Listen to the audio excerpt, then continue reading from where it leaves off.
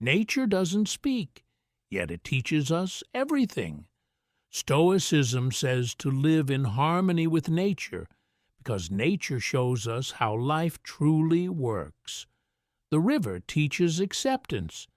It doesn't fight obstacles, it simply finds another way.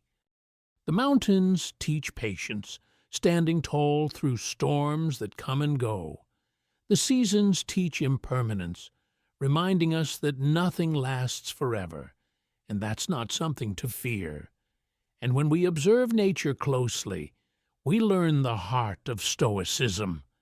Control your response, not the world around you.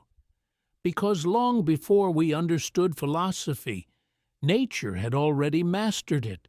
Stay grounded.